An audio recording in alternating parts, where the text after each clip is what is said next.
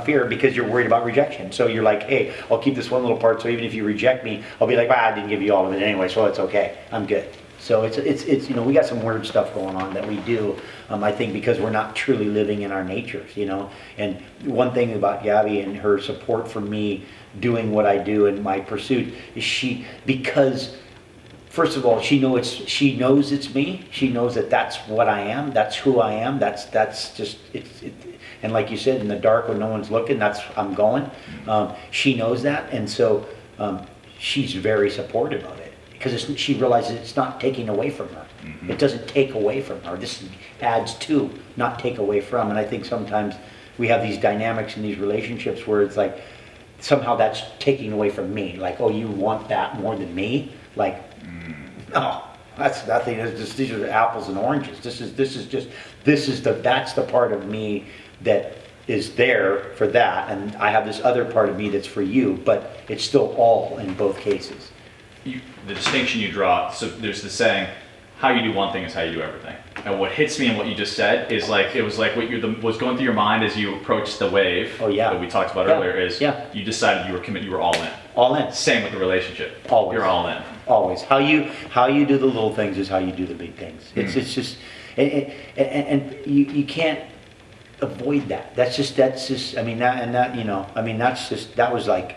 that's ground foundation training, man. It's like the way you wipe the table is the way that you're gonna, it's just, everything's all interconnected. You have to, you know, that's the heavy thing about parenting too, is trying to instill on the children, like, hey, listen, how you are about this little stuff is how you are about the big stuff. How your values are. You don't. It's like my mom said. You treat the peasant like the king.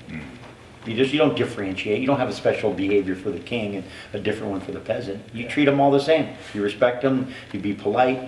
You be hospitable. All those things. And then if somebody does something and deserves some other kind of treatment, well, then that's a different subject. But at the base, we go, hey, you know what? The king, the peasant, everybody between. We treat them the same. We have the same thing, and you know what? The king loves it, and so does the peasant. He's being lifted, the king's being brought down, or however it's happening. It works. It's meant to be like that. We don't just have different. You're not supposed to adjust your behavior given people's stature or the less important thing. Like, oh yeah, don't worry about that because that's just the table. Yeah. You know, but everybody will see the car, so make sure we shine that night. Like, if anything, let the other thing, the thing that's supposed to be, let that one be a little dirty, and then polish that thing with, you know. Yeah, the out of sight stuff more. It's that distinction, that way of being strikes me because I remember meeting. This is not political at all, but I remember meeting President Bill Clinton at the time he was president, and I just went up to him expecting to 2 seconds shake his hand. Yeah. But I thanked him because it was actually during his administration that I got a grant to go to Sri Lanka, which changed my life. So I just briefly wanted to say an thank you.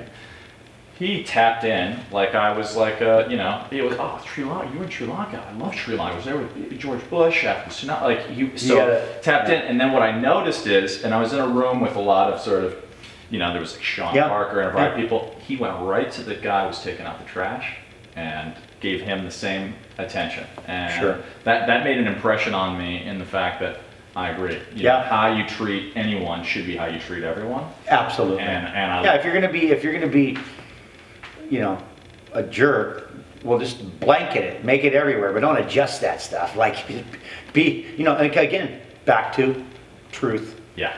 Truth. Honesty. Integrity. Be it. Yeah. Okay.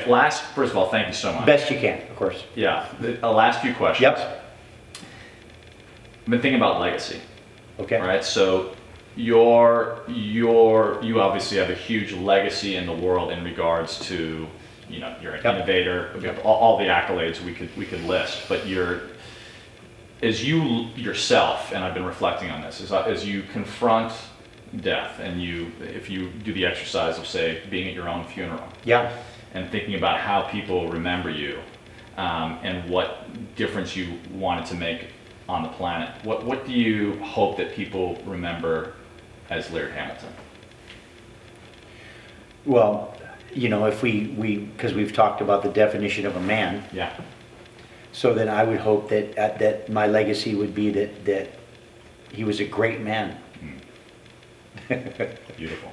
So, and then you could just define what being a great man is. You could say, you know, compassionate, loyal, on it, that we could, all those things that we define being a great man is.